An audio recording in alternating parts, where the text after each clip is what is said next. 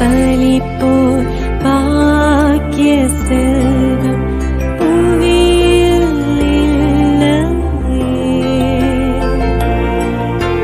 புவி நிரம்ப பொன் தந்தாலும் இப்பளிக்கு ஈடில்லையே.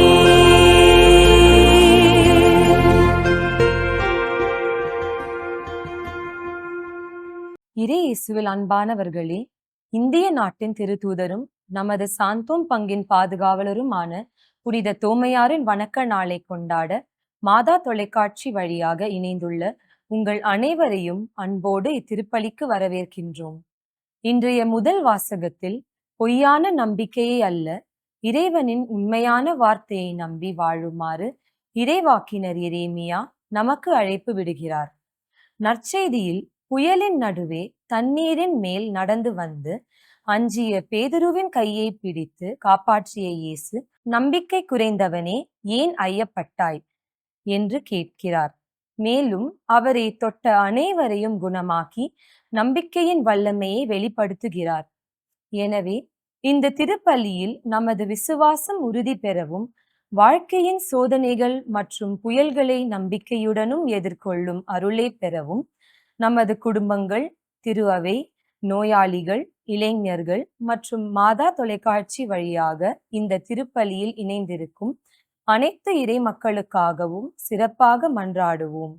ஆண்டவர் இயேசுவின் கரம் நம்மை என்றும் தாங்கி நடத்த வேண்டி பக்தியோடு இணைவோம் இக்கல்வாரி பலியில்.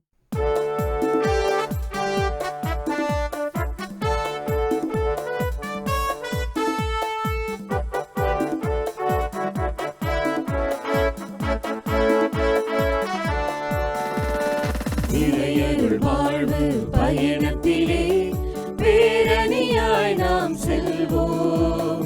இறையருள் தியாக பலியினிலே கலந்திடவே நாம் இணைவோம். இறையருள் வாழ்வு பயணத்திலே பேரணியாய் நாம் செல்வோம். இறைவனின் தியாக பலியினிலே கலந்திடவே நாம் இணைவோம். தந்தை மகன் தூயாவியாரின் பெயராலே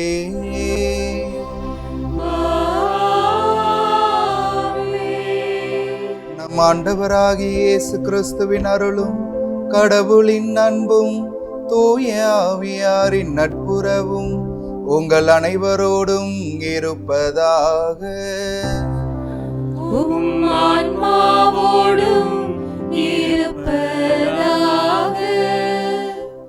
இறையேசுவில் பிரியமானவர்களே, மாதா தொலைக்காட்சியின் வழியாக இந்த திருப்பலியிலே பங்கெடுத்து இறைவனின் ஆசிரை பெற காத்திருக்கும் உங்கள் அனைவரையும் புனித தோமாவின் இந்த கல்லறை நிலத்திலிருந்து, இந்த புண்ணிய பூமியிலிருந்து ஒளிபரப்பப்படுகின்ற இந்த திருப்பலிக்கு அன்போடு வரவேற்கின்றேன்.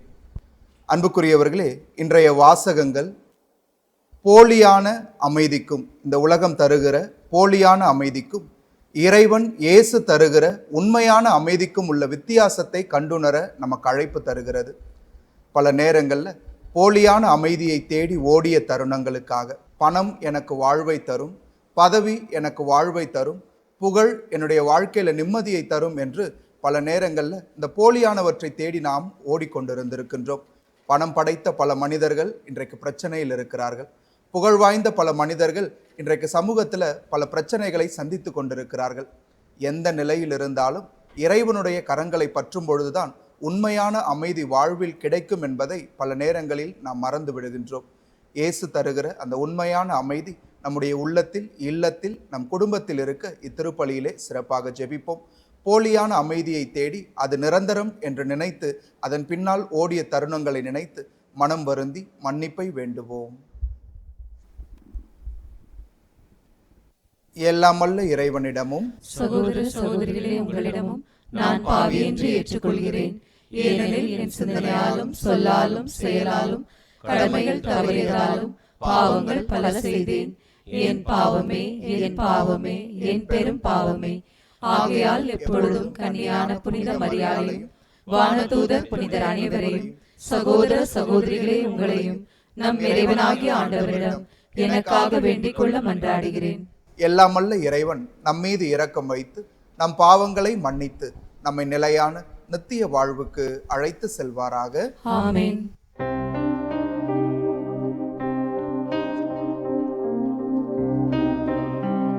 ஆண்டவரே இரக்கமாயிரும்.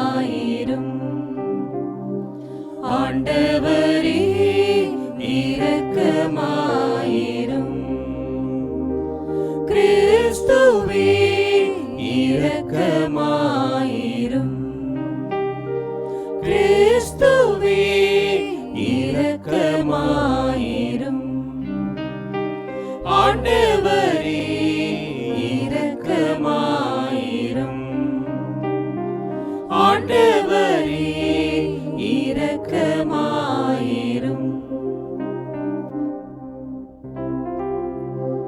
மன்றாடுவோமாக.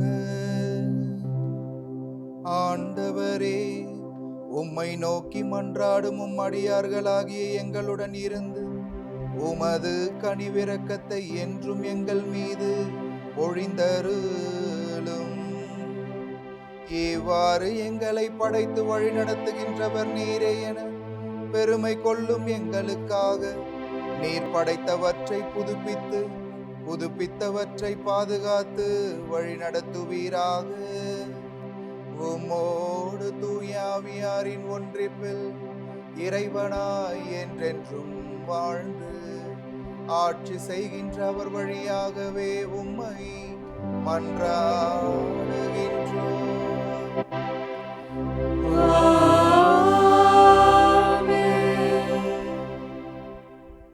அனனியாவே, கூர்ந்து கேள். ஆண்டவர் உன்னை அனுப்பவில்லை. அப்படி இருந்தும் இம்மக்கள் பொய்யை நம்பும்படி நீ செய்து விட்டாய். இறைவாக்கினர் எரேமியா நூலிலிருந்து வாசகம். யூதாவின் அரசனான செதேக்கியாவினுடைய ஆட்சியின் 4ஆம் ஆண்டு 5ஆம் மாதத்தில் அசூரின் மகனும் கிபியோனை சார்ந்தவனுமான அனனியா என்னும் இறைவாக்கினன் ஆண்டவரின் இல்லத்தில் குருக்கள் மற்றும் மக்கள் அனைவருடைய முன்னிலையிலும் என்னிடம் உரைத்தது. இஸ்ரேலின் கடவுளாகிய படைகளின் ஆண்டவர் இவ்வாறு கூறுகிறார்: பாபிலோனிய மன்னனது நுகத்தை நான் முறித்தெறிந்து விட்டேன். பாபிலோனிய மன்னன் நெபுகத்நேசர் இவ்விடத்தினின்று கவர்ந்து பாபிலோனுக்கு எடுத்துச் சென்றுள்ள ஆண்டவரது இல்லத்தின் கலங்கள் எல்லாவற்றையும் 2 ஆண்டுக்கு காலத்திற்குள் இவ்விடத்திற்கு திரும்ப கொண்டு வருவேன். அத்தோடு யோயாக்கிமின் மகனும் யூதாவின் அரசனுமான எக்கோனியாவையும் பாபிலோனுக்கு நாடு கடத்தப்பட்ட யூதா மக்கள் அனைவரையும் இவ்விடத்துக்கு நான் திரும்ப கொண்டு வருவேன். ஏனெனில் பாபிலோனிய மன்னனது நுகத்தை நான் முறித்தெறிவேன் என்கிறார் ஆண்டவர். அப்பொழுது ஆண்டவரின் இல்லத்தில் நின்று கொண்டிருந்த குருக்கள் மக்கள் அனைவர் முன்னிலையிலும் இறைவாக்கினர் எரேமியா இறைவாக்கினன் அனனியாவிடம் பேசினார். இறைவாக்கினர் எரேமியா அவனை நோக்கி, ஆமேன், ஆண்டவர் அவ்வாறே செய்வாராக. நீர் உரைத்த சொற்களை ஆண்டவர் நிறைவேற்றுவாராக. ஆண்டவர் இல்லத்தின் கலங்களை நாடு கடத்தப்பட்டோர் அனைவரையும் பாபிலோனுக்கு இவ்விடத்திற்கு திரும்ப கொண்டு வருவாராக. ஆயினும் உம் செவிகளிலும் மக்கள் அனைவரின் செவிகளிலும் விழும்படி நான் உரைக்கும் இச்சொல்லை கவனித்து கேளும். உமக்கும் எனக்கும் முன்பே பண்டைய நாள்களில் வாழ்ந்த இறைவாக்கினன் பல நாடுகள் பேரரசுக்கு எதிராக போர், துன்பம், கொள்ளை நோய் ஆகியவை பற்றி இறைவாக்கு உரைத்திருக்கின்றனர். அவ்வாழ்வை முன் அறிவிக்கும் இறைவாக்கினரை பொறுத்தவரை அவரது வாக்கு நிறைவேறும் பொழுதுதான் ஆண்டவர் அவரது உண்மையாகவே அனுப்பியுள்ளார் என்பது தெரிய வரும் என்றார். அதை கேட்ட இறைவாக்கினன் அனனியா இறைவாக்கினர் எரேமியாவின் கழுத்திலிருந்த நுகத்தை பிடுங்கி முறித்தெறிந்தான். மேலும் அனனியா எல்லா மக்கள் முன்னிலையிலும் ஆண்டவர் கூறுவது இதுவே: இவ்வாறே பாபிலோனிய மன்னன் நெபுகத்நேசரின் நுகத்தை இன்னும் 2 ஆண்டுகளில் மக்களினத்தார் அனைவருடைய கழுத்து நின்றும் பிடுங்கி முறித்தெறிவேன் என்றான். உடனே இறைவாக்கினன் எரேமியா அவ்விடம் விட்டு சென்றார். இறைவாக்கினன் அனனியா இறைவாக்கினர் எரேமியாவின் கழுத்திலிருந்த நுகத்தை முறித்தெறிந்த சில நாள்களுக்கு பின்னர் ஆண்டவரின் வாக்கு எரேமியாவுக்கு அருளப்பட்டது. நீ போய் அனனியாவிடம் சொல், ஆண்டவர் கூறுவது இதுவே, நீ மர நுகத்தை முறித்தெறிந்தாய், அதற்கு பதிலாக இரும்பு நுகத்தை செய்து கொள்வாய். ஏனெனில் இஸ்ரேலின் கடவுளாகிய படைகளின் ஆண்டவர் கூறுகின்றார், இந்த மக்களினத்தார் அனைவரின் கழுத்தில் இரும்பு நுகத்தை வைத்துள்ளேன். ஆதலால் அவர்கள் பாபிலோனிய மன்னன் நெபுகத்நேசருக்கு அடிபணிந்து பணிவிடை செய்வார்கள். காட்டு விலங்குகளையும் அவனிடம் ஒப்புவித்திருக்கின்றேன். அப்பொழுது இறைவாக்கினர் எரேமியா இறைவாக்கினன் அனனியாவிடம் கூறியது, அனனியாவே, கூர்ந்து கேள், ஆண்டவர் உன்னை அனுப்பவில்லை. அப்படி இருந்தும் இம்மக்கள் பொய்யை நம்பும்படி நீ செய்து விட்டாய். எனவே ஆண்டவர் கூறுகின்றார், இதோ நான் இவ்வுலகினின்றே உன்னை அனுப்பி வைக்கப் போகின்றேன். ஆண்டவருக்கு எதிராக மக்கள் கிளர்ச்சி செய்யுமாறு நீ போதித்ததால் இந்த ஆண்டிலேயே நீ சாவாய். அவ்வாறே அதே ஆண்டு 7ஆம் மாதத்தில் இறைவாக்கினன் அனனியா மாண்டான். ஆண்டவரின் அருள்வாக்கு. இறைவனுக்கு நன்றி. ஆண்டவரே, எனக்கு உம் விதிமுறைகளை கற்பியும். ஆண்டவரே, எனக்கு உம் விதிமுறைகளை கற்பியும். பொய் வழியை என்னை விட்டு விலக்கியருளும். உமது திருச்சட்டத்தை எனக்கு கற்றுத்தாரும். என் வாயினின்று உண்மையின் சொற்கள் நீங்க விடாதேயும். ஏனெனில் உம் நீதி நெறிகள் மீது நான் நம்பிக்கை வைத்துள்ளேன். ஆண்டவரே, எனக்கு உம் விதிமுறைகளை கற்பியும். உமக்கு அஞ்சி நடப்போர், உம் ஒழுங்குமுறைகளை பற்றிய அறிவுடையோர் என் பக்கம் திரும்புவாராக. உம் நியமங்களை பொறுத்த மட்டில் என் உள்ளம் மாசற்றதாய் இருப்பதாக. அதனால் நான் வெட்கமுறேன். ஆண்டவரே, எனக்கு உம் விதிமுறைகளை கற்பியும். தீயோர் என்னை அழிக்க காத்திருக்கின்றனர். நானோ உம் ஒழுங்குமுறைகளை ஆழ்ந்து சிந்திக்கின்றேன். உம் நீதி நெறிகளை விட்டு நான் விலகவில்லை. ஏனெனில் நீர்தாமே எனக்கு கற்றுத்தந்தீர். ஆண்டவரே, எனக்கு உம் விதிமுறைகளை கற்பியும்.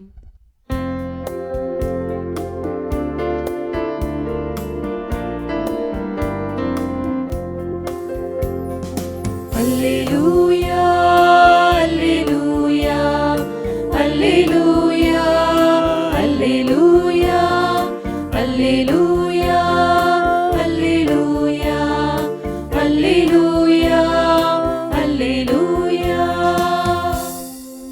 மனிதர் அப்பத்தினால் மட்டுமல்ல, மாறாக கடவுளின் வாய்ச்சொல் ஒவ்வொன்றாலும் வாழ்வர். அல்லேலூயா, அல்லேலூயா, அல்லேலூயா, அல்லேலூயா. ஆண்டவர் உங்களோடு இருப்பாராக. உம் ஆன்மாவோடும் இருப்பாராக. மத்தேயு எழுதிய தூய நற்செய்தியிலிருந்து வாசகம். ஆண்டவரே, மாட்சி உமக்கே.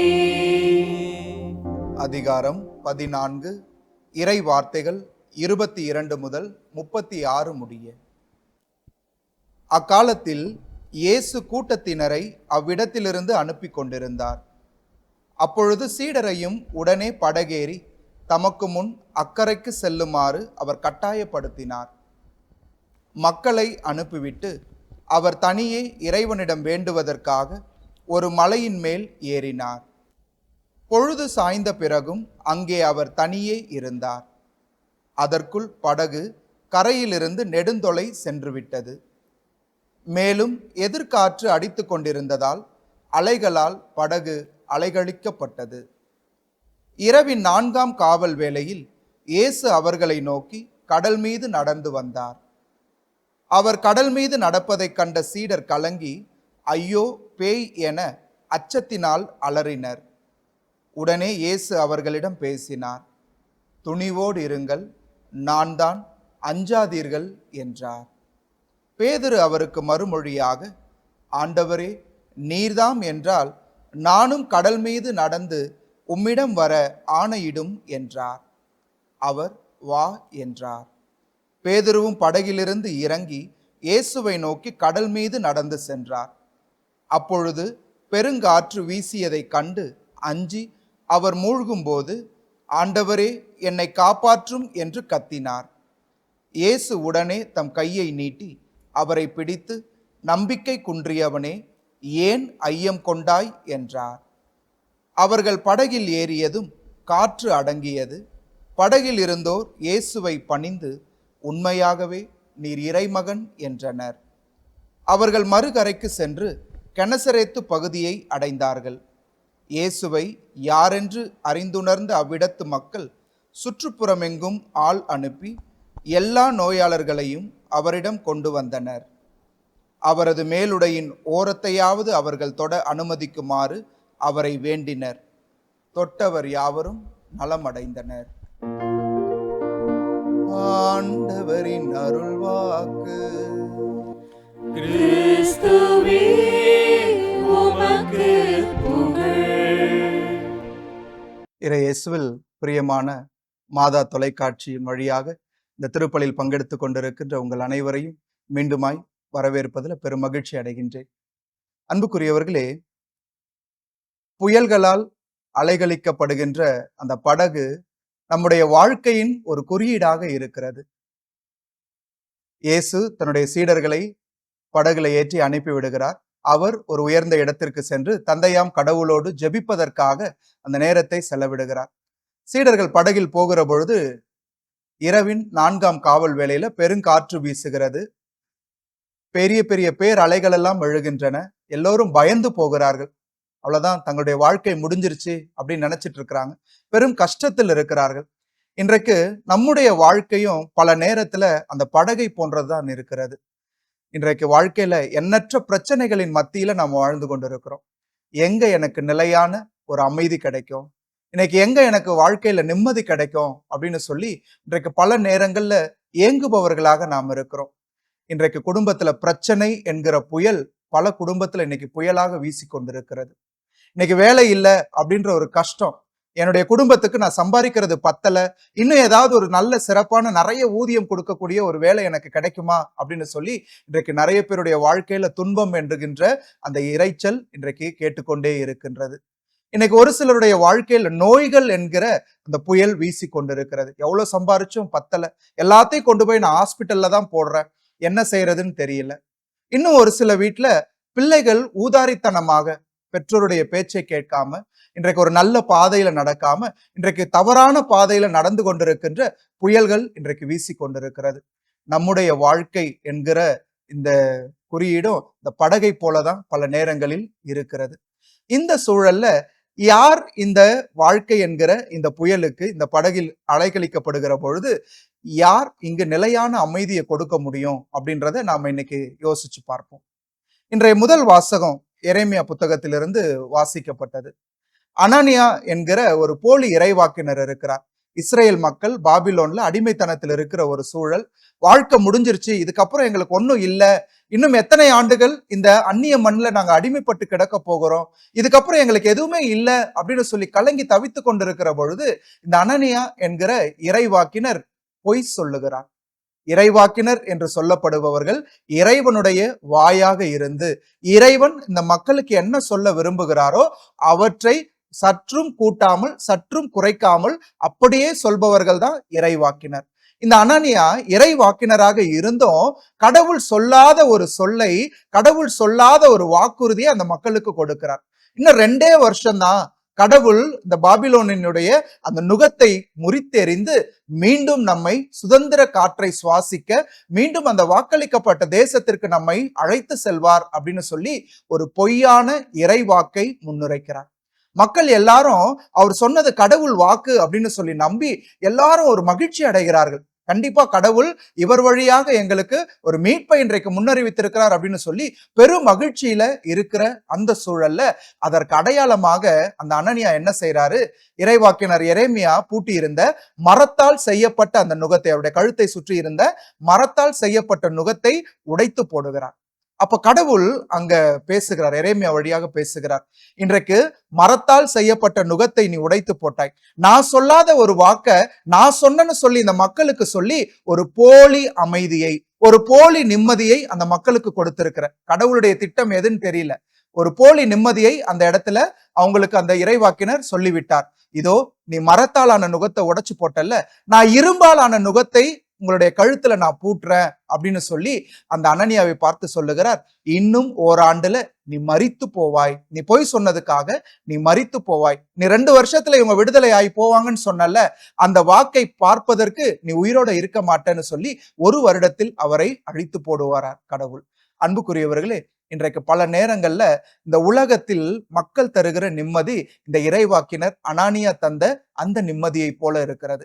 கடவுள் சொல்லாதத, கடவுள் அவர்கிட்ட செய்யின்னு சொல்லி சொல்லாதத அவர் அங்கு சொல்லுகிறார், அங்கு செய்கின்றார். அதன் வழியாக ஒரு போலி நிம்மதியை மக்களுக்கு கொடுத்தவராக இருக்கிறார். இன்றைக்கு நாம இந்த உலக மக்கள் எனக்கு உண்மையான நிம்மதியை தர முடியும், இந்த உலக மக்கள் எனக்கு என் மனசுக்கு தேவையான அமைதியை தர முடியும் அப்படின்னு நினைச்சோம்னா அது பல நேரங்கள்ல இந்த அனானியா சொன்ன ஒரு இறை வாக்கை போலதான் இருக்கும். அந்த நேரத்துல அந்த நொடி பொழுதுல அது நமக்கு ஆறுதலாக இருக்குமே தவிர அது வாழ்க்கையில எந்த மாற்றத்தையும் ஏற்படுத்தி விடாது. அது வாழ்க்கையில ஒரு நிலையான ஒரு பெரிய நீடித்த அமைதியை நம்முடைய வாழ்க்கையில தந்துவிட முடியாது.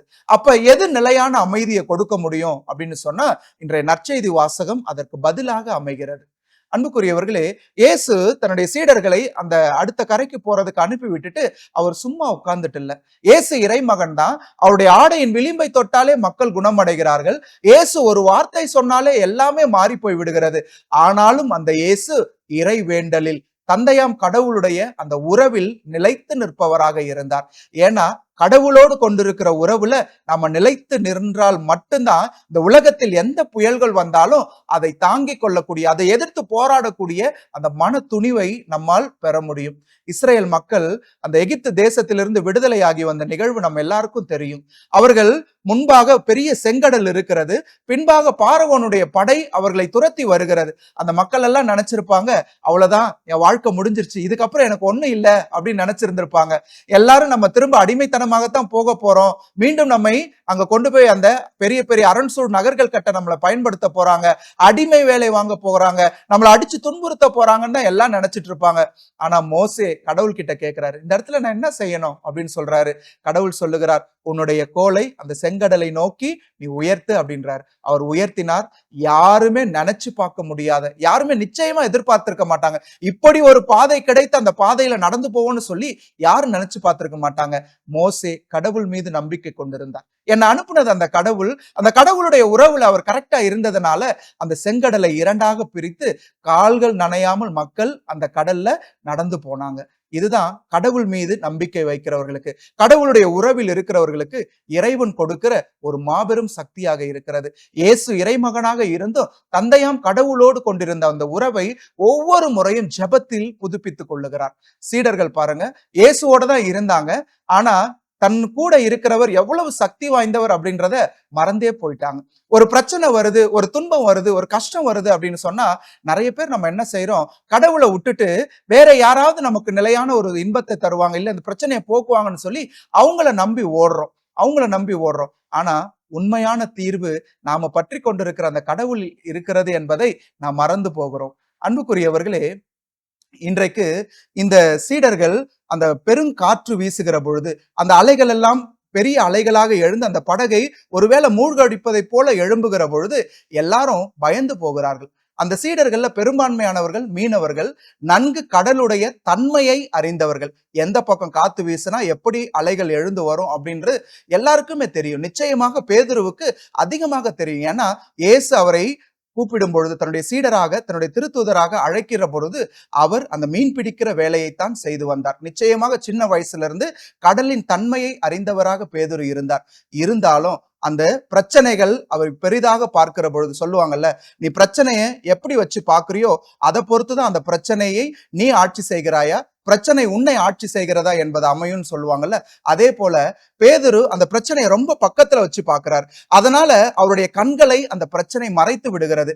அவருடைய திறமையின் மீது, அவர் நம்பி இருக்கிற கடவுளுடைய அந்த வல்லமையின் மீது அவர் நம்பிக்கை இல்லாமல் அந்த இடத்துல பயந்து போகிறார்கள். இயேசுவே அவர்கள் பக்கத்துல நடந்து வருகிறார். இயேசு கடவுள் மீது நம்பிக்கை வைத்து அந்த உறவுல நிலைச்சிருந்தார். அவர் கடவுளுடைய மகனாக இருந்தார். கடவுளால் எல்லாம் இயலும் என்பது அவருக்கு தெரியும். அதனாலதான் அந்த தண்ணி மேல ரொம்ப அழகா அவர் நடந்து வருகிறார். அவர் உள்ளத்தில் சலனமே கிடையாது. பேதுருவின் உள்ளத்தில் அவ்வளவு சலனம் இருந்தது, அவ்வளவு கஷ்டம் இருந்தது. சீடர்கள் எல்லாம் பயந்து போனாங்க. அந்த சூழல்ல அந்த சீடர்களை பார்த்து சொல்லுகிறார், அஞ்சாதே, நான் தான், கவலைப்படாதீங்க அப்படின்னு சொல்லி அந்த சீடர்களுக்கு முதலில் ஆறுதலை, ஆதரவை தருகிறார். எல்லாம் இயேசு பேய் நினைச்சிட்டு இருந்த பொழுது நான் தான் அப்படின்னு சொல்லி அவர்களை முதலில் திடப்படுத்துகிறார். இறைவனோடு கொண்டிருக்கிற அந்த உறவுல அவர்களை மீண்டும் கொண்டு வருகிறார். நீங்க நம்பி வந்திருக்கிற இயேசு, நீங்க நம்பி வந்திருக்கிற கடவுள் இந்த உலகில் இருக்கிற எல்லாவற்றையும் விட பெரியவர் என்பதை அந்த சீடர்களுக்கு முதலில் புரிய வைக்கிறார். அதுக்கப்புறமா பேதுரு உடனே கேட்கிறார், ஆண்டவரே, இது நீர்தாம் என்று சொன்னால் நானும் இந்த தண்ணீரில் நடந்து வர எனக்கு அனுமதி கொடுங்க அப்படின்னு சொல்லி கேட்கிறார். அன்புக்குரியவர்களே, இஸ்ரேல் மக்கள் செங்கடலை இரண்டாக பிரித்து உலர்ந்த தரையில் நடந்திருக்கிறாங்க. யோர்தான் ஆற்றை இரண்டாக பிரித்து உலர்ந்த தரையில் நடந்திருக்கிறாங்க. ஆனா முதன் முதல்ல தண்ணீரில் மேல் நடக்கக்கூடிய ஒரு பாக்கியத்தை பெற்றவர் இந்த பேதுரு. சின்ன வயசுல இருந்தே அந்த கடல்ல அவர் அதிக பழக்கம் பெற்றிருந்தாலும் தண்ணீரின் மீது நடக்கக்கூடிய அந்த வாய்ப்பை அவர் அங்கு பெறுகிறார். பேதுரு கிட்ட என்ன பிரச்சனை அப்படின்னு சொன்னா, அவர் இயேசுவின் மேல அந்த கண்களை பதிய வச்சிருந்த வரைக்கும் பிரச்சனையே இல்லை. அவர் நடந்து வந்தார். எப்பொழுது இயேசுவின் மீது இருக்கிற அந்த பதிய வைத்த பார்வையை விட இந்த உலகத்தில் இருந்து எழுகிற அந்த பிரச்சனைகளுக்கு அவருடைய காதுகளை கொடுக்க நேர்ந்தாரோ, அந்த அலைகளின் இறைச்சலை தன்னுடைய காது கொடுத்து கேட்க நேரிட்டாரோ, அந்த இடத்துல அவருடைய பார்வை மழுங்கி போறது. அவருடைய பார்வை இயேசுவின் மீது இருந்து அகன்று சுத்தி இருந்த அந்த கடலின் மீது, அந்த அலைகளின் மீது, அந்த இறைச்சலின் மீது, பெருங்காற்றின் மீது மாறுகிறது. அந்த இடத்துலதான் மூழ்க ஆரம்பிக்கின்றார். இயேசுவின் மீது கண்களை பதிய வைத்த வரைக்கும் அவருடைய வாழ்க்கையில பிரச்சனையே கிடையாது. அன்புக்குரியவர்களே, ஒரு சின்ன பையன் ஒரு வீட்டுல ஒரு தீ பிடிச்சி எரிகிறது. எல்லாரும் பயந்து ஓடி வராங்க. நடு நைட்ல தீப்பிடிச்சு எரியுது. எல்லாரும் பயந்து கீழே ஓடி வராங்க. கீழே வந்த அந்த தந்தை பார்க்கிறார், எல்லாரும் வந்துட்டாங்க, நம்ம பையன் மட்டும் காணுமே அப்படின்னு சொல்லி கீழே இருந்து 3வது மாடியில இருக்கிற தன்னுடைய பையனை பார்த்து கூப்பிடுகிறார். மேல இருக்கிறியா, அவன் பேரை சொல்லி கூப்பிடுறார். அவன் மேல இருந்து கத்துறான், அப்பா நான் இங்கதான் இருக்கிறேன் அப்படின்னு சொல்லி ஜன்னல் பக்கத்துல நிக்கிறான். அந்த தீ எரிந்து அதிலிருந்து எழுகிற அந்த புகை அந்த ரூம் ஃபுல்லாத்தையும் மறைச்சிருது. அவனுக்கு கீழே இருக்கிற அவங்க அப்பா தெரியவே இல்லை.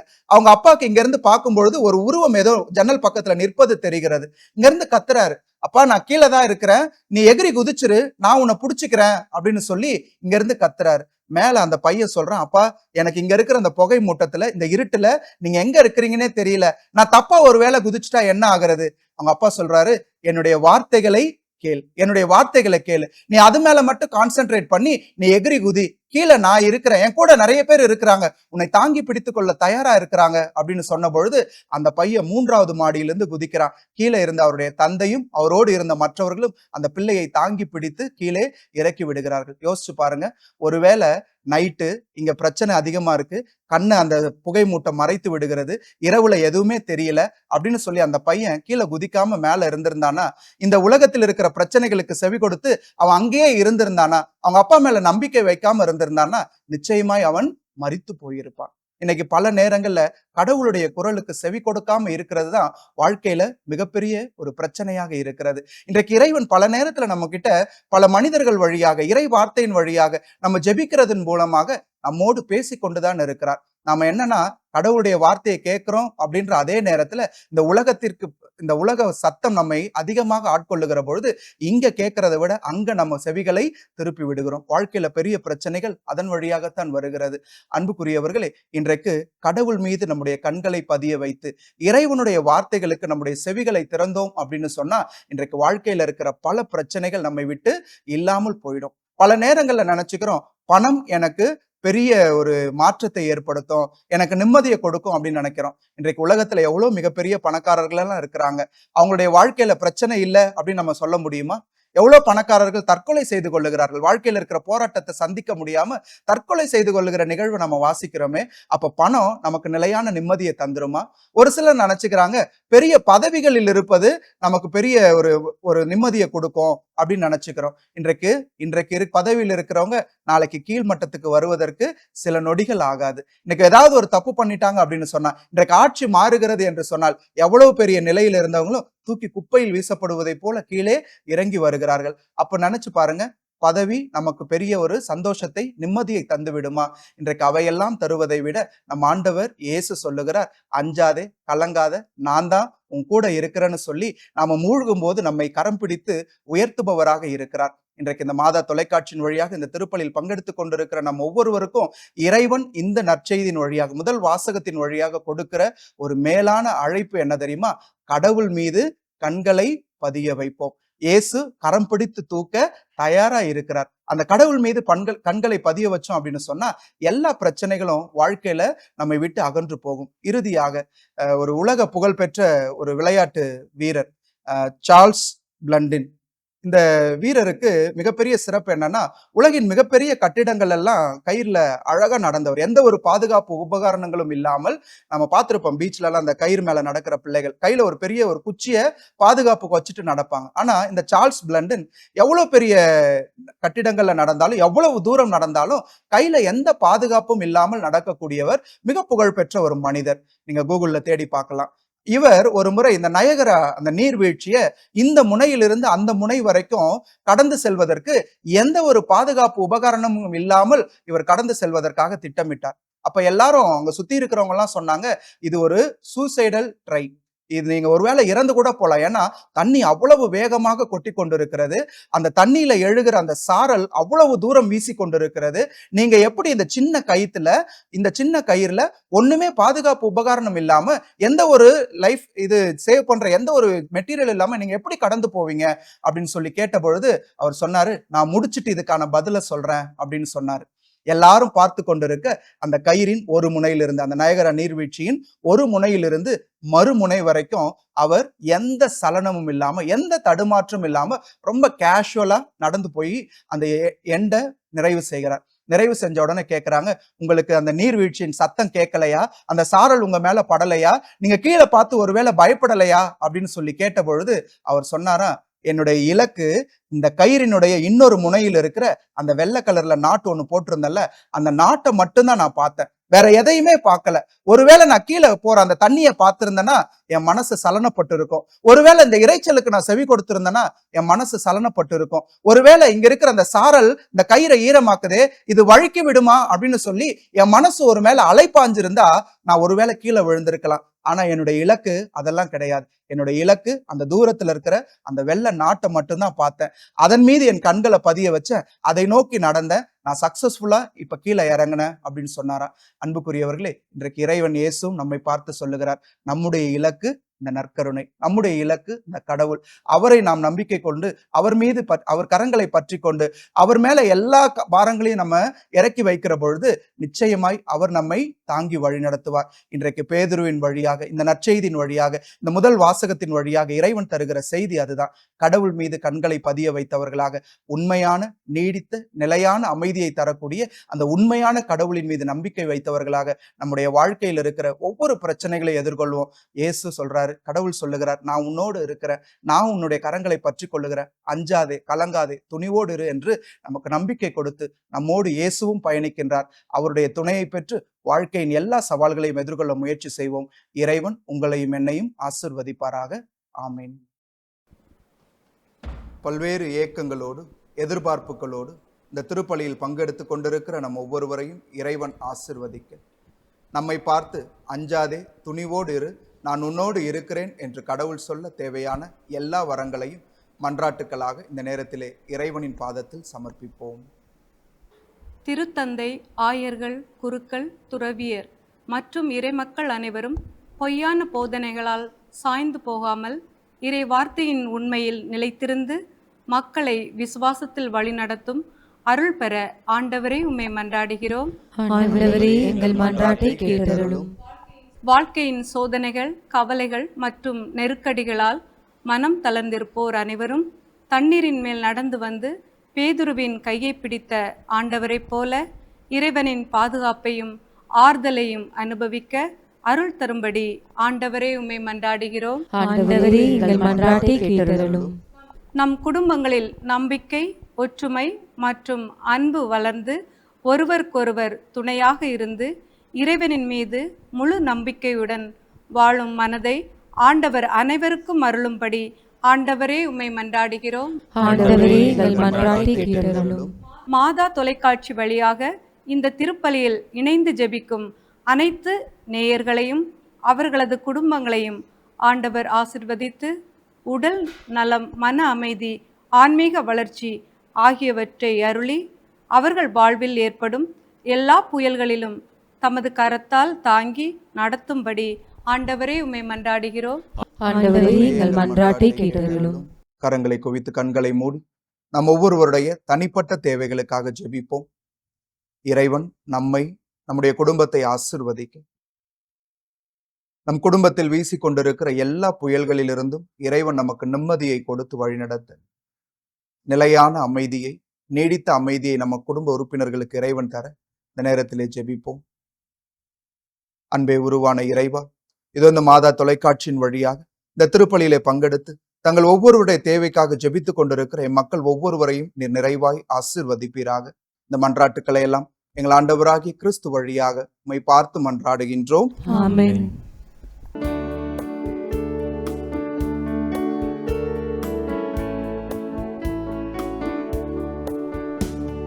பலி பொருளாய் என்னை தந்தே பலியாயிற்றிடுவார்.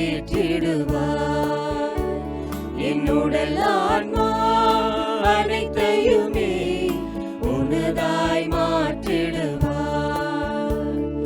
கொடுப்பதிலும் இறப்பதிலும், கொடுப்பதிலும் இறப்பதிலும் நிறைவாய் பெறுகின்றோம்,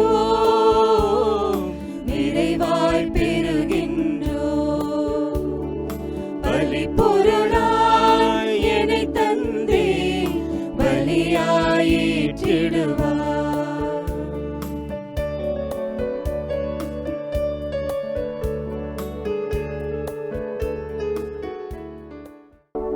அன்புமிக்க சகோதர சகோதரிகளே, என்னுடையதும் உங்களுடையதுமான இப்பலி எல்லாமல்ல தந்தையாக இறைவனுக்கு ஏற்றதாகும்படி மன்றாடுவோம். ஆண்டவர் தமது பேரின் புகழ்ச்சிக்காகவும் மாட்சிக்காகவும் நமது நன்மைக்காகவும் புனித திரு அவை அனைத்து நலனுக்காகவும் உமது கையிலிருந்து பலியை ஏற்றுக்கொள்வாராக. ஆண்டவரே, இக்காணிக்கைகளை கனிவுடன் புனிதப்படுத்தி அருள உம்மை வேண்டுகின்றோ.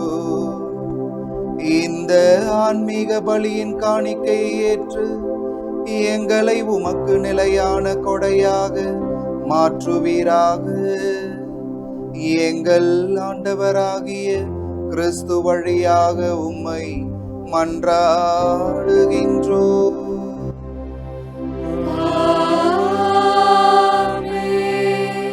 ஆண்டவர் உங்களோடு இருப்பாராக. உம் ஆன்மாவோடும் இருப்பாராக. இதயங்களை மேலே எழுப்புங்கள். ஆண்டவரிடம் எழுப்பியுள்ளோம். நம் இறைவனாகிய ஆண்டவருக்கு நன்றி கூறுவோம். அது தகுதியும் நீதியும் ஆனது. ஆண்டவரே தூயவரான தந்தையே, என்றும் உள்ள எல்லாம் வல்ல இறைவா, எந்நாளும் எவ்விடத்திலும் நாங்கள் உமக்கு நன்றி செலுத்துவது மெய்யாகவே தகுதியும் நீதியும் ஆகும். எங்கள் கடமையும் மீட்புக்குரிய செயலுமாகும். என்றும் உள்ள ஆயரே, உமது மந்தையை நீர் கைவிட்டு விடாமல் உம் புனித திருத்தூதர் வழியாக என்றும் கண்காணித்து வருகின்றீர். அதனால் அதனை ஆள்வதற்கு உம் திருமகனின் பதிலாளிகளாகவும் மந்தையை வழிநடத்தும் முதன்மையாயர்களாகவும் நீர் அவர்களை நியமித்தீர். ஆகவே வானதூதர் முதன்மை வானதூதரோடும் அரியணையில் அமர்வோர் தலைமை தாங்குவோரோடும் வான்படைகளின் அணிகள் அனைத்தோடும் சேர்ந்து நாங்களும் அது மாட்சியை புகழ்ந்து ஒரே குரலாய் பாடுவதாவது: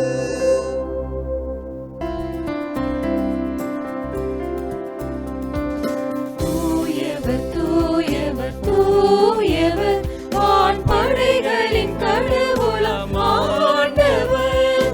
விண்ணகமும் மண்ணகமும் உமது மாட்சியால் நிறைந்துள்ளன. உன்னதங்களிலே ஓசன்னா, உன்னதங்களிலே ஓசன்னா. ஆண்டவர் பெயரால் வருகிறவர் ஆசீர் பெற்றவர். உன்னதங்களிலே ஓசன்னா, உன்னதங்களிலே ஓசன்னா. ஆண்டவரே, நீர் மெய்யாகவே தூயவர், தூய்மை அனைத்திற்கும் ஊற்று. ஆகவே உம்முடைய ஆவியை பொழிந்து இக்காணிக்கைகளை தூய்மைப்படுத்த உம்மை வேண்டுகின்றோம். இவ்வாறு எங்கள் ஆண்டவர் இயேசு கிறிஸ்துவின் உடலும் இரத்தமுமாக எங்களுக்கு இவை மாறுவனவாக. அவர் பாடுபட உளம் கனிந்து தம்மை கையளித்த போது அப்பத்தை எடுத்து நன்றி செலுத்தி அதை பிட்டு தம் சீடர்களுக்கு அளித்து அவர் கூறியதாவது: அனைவரும் இதிலிருந்து பெற்று உண்ணுங்கள், ஏனெனில் இது உங்களுக்காக கையளிக்கப்படும் என் உடல்.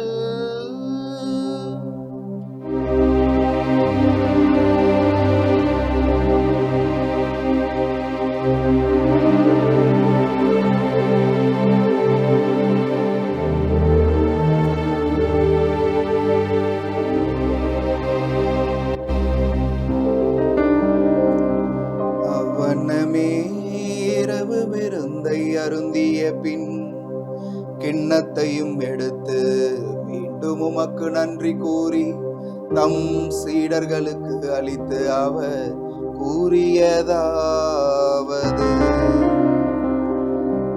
அனைவரும் இதிலிருந்து பெற்று பருகுங்கள், ஏனெனில் இது புதிய நிலையான உடன்படிக்கைக்கு உரிய என் இரத்தத்தின் கிண்ணம். இது பாவ மன்னிப்புக்கென்று உங்களுக்காகவும் பலருக்காகவும் சிந்தப்படும். இதை என் நினைவாக செய்யுங்கள். இதை என் நினைவாக செய்யுங்கள்.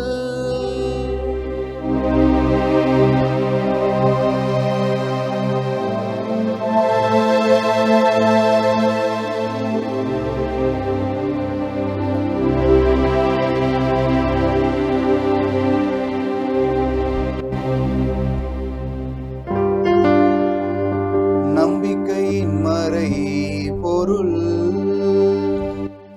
ஆண்டவரே, நீர் வருமளவும் உமது இறப்பினை அறிக்கையிடுகின்றோம்.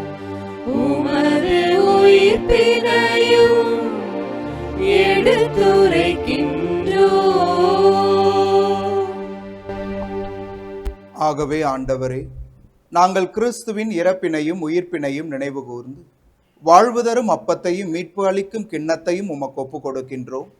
திருமுன் நின்று ஊழியம் புரிய தகுந்தவர்கள் என எங்களை ஏற்றுக்கொண்டீர். எனவே உமக்கு நன்றி செலுத்துகின்றோம். கிறிஸ்துவின் உடலிலும் இரத்தத்திலும் பங்கு கொள்ளும் எங்களை தூய ஆவியார் ஒன்று சேர்க்க வேண்டுமென உம்மை தாழ்மையுடன் மன்றாடுகின்றோம். ஆண்டவரே, உலகெங்கும் பரவி இருக்கும் அது திரு அவையை நினைவு கூர்ந்தருளும். எங்கள் திருத்தந்தை லியோ, எங்கள் பேராயர் ஜார்ஜ், எல்லா திருநிலையினர் ஆகிய அனைவரோடும் உமது திரு அவை அன்பில் நிறைவு பெறச் செய்தருளும். உயிர்த்தெழும் எதிர்நோக்குடன் துயில் கொள்ளும் எங்கள் சகோதரர் சகோதரிகளையும் இறந்தோர் அனைவரையும் இரக்கத்துடன் நினைவு கூர்ந்து உமது திருமுக ஒளியினுள் ஏற்றருளும். எங்கள் அனைவர் மீதும் இரக்கமாயிரும்.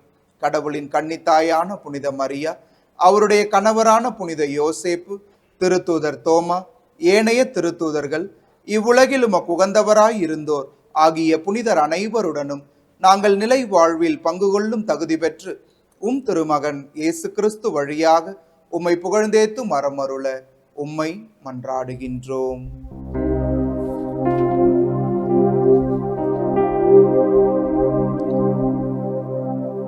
இவர் வழியாக இவரோடு இவரில் எல்லாம் வல்ல இறைவனாகிய தந்தையே,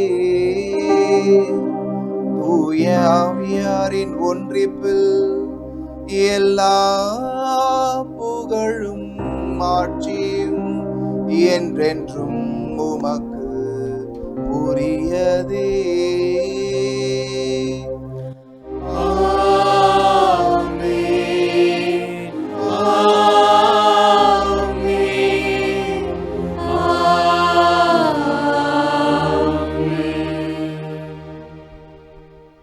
மீட்பரின் கட்டளையால் கற்பிக்க பெற்று இறை படிப்பினையால் பயிற்சி பெற்ற நாம் துணிந்து பாடுவோம். விண்ணுலகில் இருக்கிற எங்கள் தந்தையே, உமது பெயர் தூயது என போற்ற பெறுக. உமது ஆட்சி வருக. உமது திருவுளம் விண்ணுலகில் நிறைவேறுவது போல மண்ணுலகிலும் நிறைவேறுக. எங்கள் அன்றாட உணவை இன்று எங்களுக்கு தாரும். எங்களுக்கு எதிராக குற்றம் செய்வோரை நாங்கள் மன்னிப்பது போல எங்கள் குற்றங்களை மன்னியும். எங்களை சோதனைக்கு உட்படுத்தாதேயும், தீமையிலிருந்து எங்களை விடுவித்தருளும். ஆண்டவரே, தீமை அனைத்திலும் இருந்து எங்களை விடுவித்து எங்கள் வாழ்நாளில் அமைதியை கனிவுடன் அருள உம்மை மன்றாடுகின்றோம். உமது இரக்கத்தின் உதவியால் நாங்கள் பாவத்திலிருந்து எப்போதும் விடுதலை பெற்று யாதொரு கலக்கமுமின்றி நலமாயிருப்போமாக. நாங்கள் எதிர்நோக்கி இருக்கும் பேரின்பத்திற்காகவும் எம் மீட்பராகிய இயேசு கிறிஸ்துவின் வருகைக்காகவும் காத்திருக்கின்றோம். ஆட்சியும் வல்லமையும் மாட்சியும் என்றென்றும் உமதே. ஆண்டவரே இயேசு கிறிஸ்துவே, அமைதியை உங்களுக்கு விட்டு செல்லுகிறேன், என் அமைதியையே உங்களுக்கு அளிக்கிறேன் என்று உமது திருத்தூதர்களுக்கு மொழிந்தீரே. எங்கள் பாவங்களை பாராமல் உமது திரு அவையின் நம்பிக்கையை கண்ணோக்கி உமது திருவுளத்திற்கு ஏற்ப அதற்கு அமைதியையும் ஒற்றுமையையும் அளித்தருள்வீராக. என்றென்றும் வாழ்ந்து ஆட்சி செய்கின்றவர் நீரே.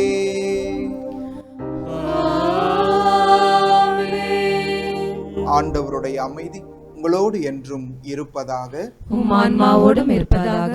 இறைவன் நமக்கு தருகிற நிறைவான அமைதியை நம் அருகில் இருப்போரோடு பகிர்ந்து கொள்வோம்.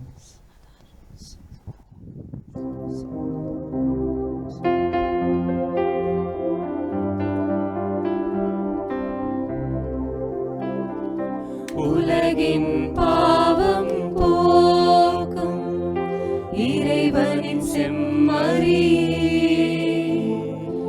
எம்மேல் இரக்கம் வையும். உலகின் பாவம் போக்கும் இறைவனின் செம்மறியே, எம்மேல் இரக்கம் வையும்.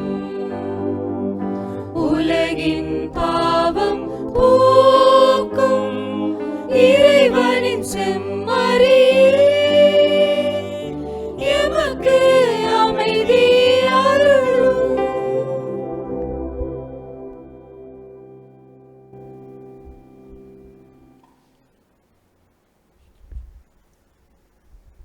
இதோ இறைவனின் செம்மறி, இவரே உலகின் பாவங்களை போக்குகிறவர். அஞ்சாதே, துணிவோடு நான் தான் என்று சொல்லி நம்மை கரம் பிடித்து வழிநடத்த இந்த இயேசு நம் இல்லத்தை உள்ளத்தை தேடி வருகிறார். இவர் தருகின்ற இந்த அன்பின் விருந்திற்கு அழைக்க பெற்றிருக்கிற நாம் ஒவ்வொருவருமே பேறு பெற்றோர். ஆண்டவரே, நீர் என் இல்லத்தில் எழுந்தள்ளி வர நான் தகுதியற்றவள். ஆனால் ஒரு வார்த்தை மட்டும் சொல்லியருளும், எனது ஆன்மா நலமடையும்.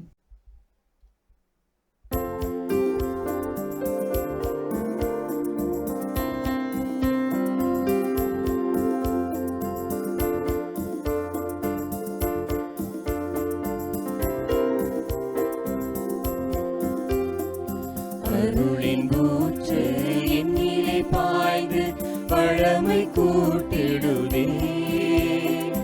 இயேசு உந்தன் அன்பின் வரவால் உவகை பூத்திடுதே. அருளின் ஊற்று என்னிலே பாய்ந்து பழமை கூட்டிடுதே. இயேசு உந்தன் அன்பின் வரவால் உவகை பூத்திடுவே. வாருமே வாருமே இயேசு தெய்வமே, வாருமே வாழுமே வாழுமே எந்தன் மனதை ஆளுமே.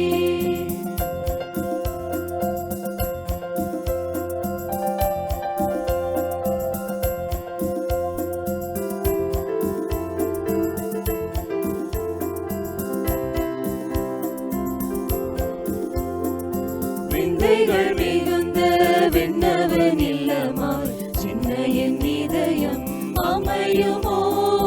சிந்தையில் தகுந்த அன்பையும் கொண்டு நான் உன்னிலே கரைய இயலுமோ.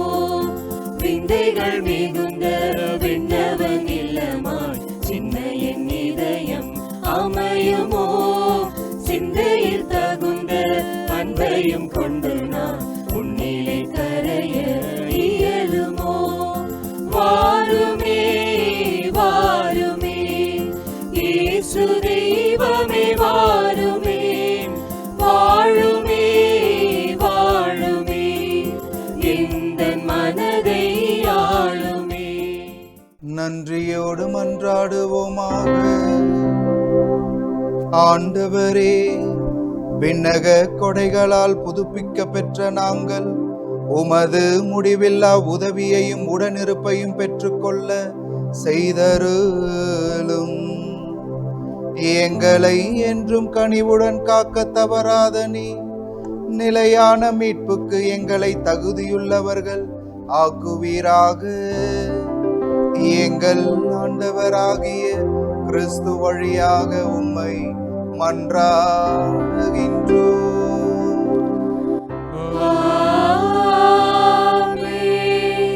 ஆண்டவர்களோடு இருப்பாராக.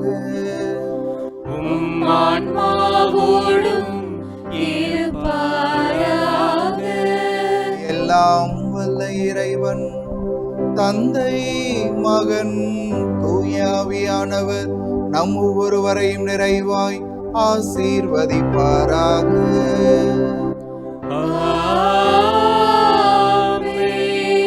இறைவனின் ஆசீரை பெற்றவர்களாய் சென்று வாழுங்கள். திருப்பலி நிறைவேறிற்று. இறைவனுக்கு நன்றி.